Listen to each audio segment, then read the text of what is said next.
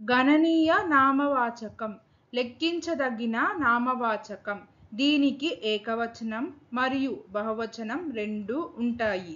ఇది విడివిడిగా లెక్కించదగిన వస్తువులను సూచిస్తుంది. ఉదాహరణలు: ఏకవచనం ఒక పుస్తకం, ఒక కారు, ఒక యాపిల్. బహువచనం పుస్తకాలు, కార్లు, యాపిల్స్. गणनीय संज्ञा ऐसी संज्ञा जिसे गिना जा सकता है और जिसका एक वचन और बहुवचन दोनों रूप होता है। ये उन चीजों को संदर्भित करती है जिन्हें व्यक्तिगत रूप से मापा जा सकता है।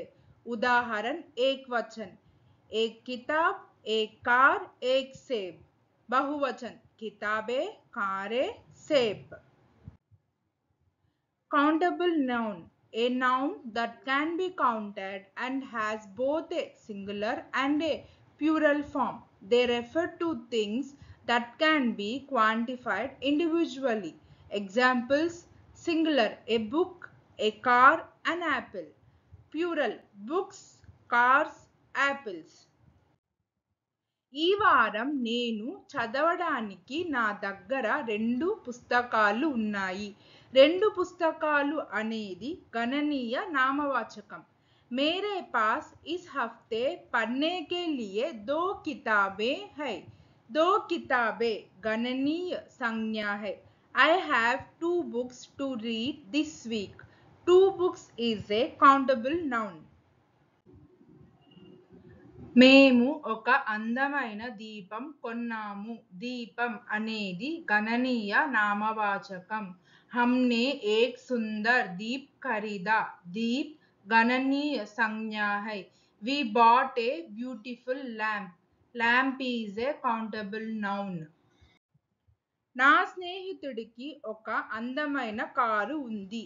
అందమైన కారు అనేది गणनीय नामवाचकम. मेरे दोस्त के पास एक सुंदर कार है. सुंदर कार गणनीय संज्ञा है. My friend owns a beautiful car. Beautiful car is a countable noun.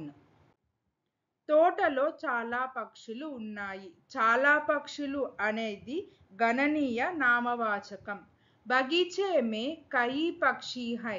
कई पक्षी गणनीय संज्ञा है. There are many birds in the garden. Many birds is a countable noun.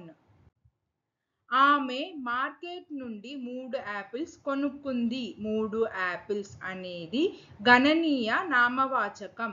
उसने बाजार से 3 सेब खरीदे.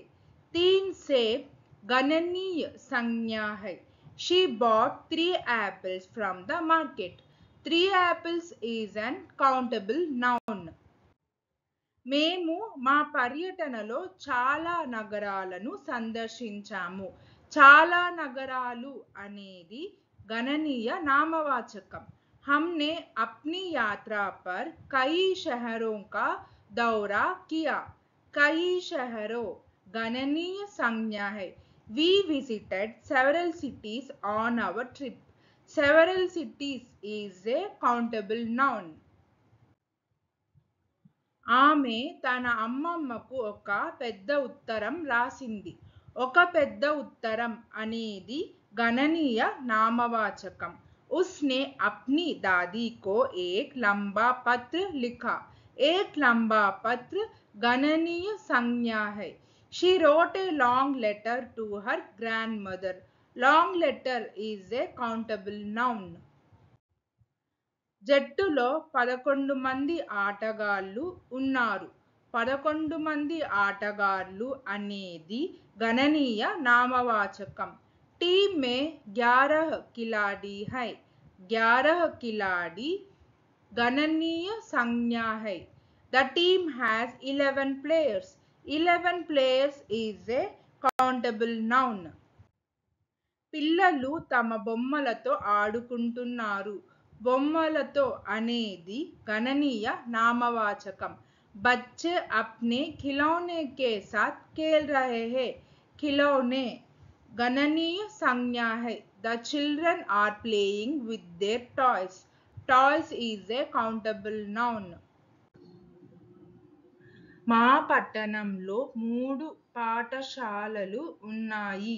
3 పాఠశాలలు అనేది గణనీయ నామవాచకం. हमारे शहर में 3 विद्यालय है. 3 विद्यालय गणनीय संज्ञा है. There are 3 schools in our town. 3 schools is an countable noun. Thank you. Please like, share, subscribe our YouTube channel Sri the Translation.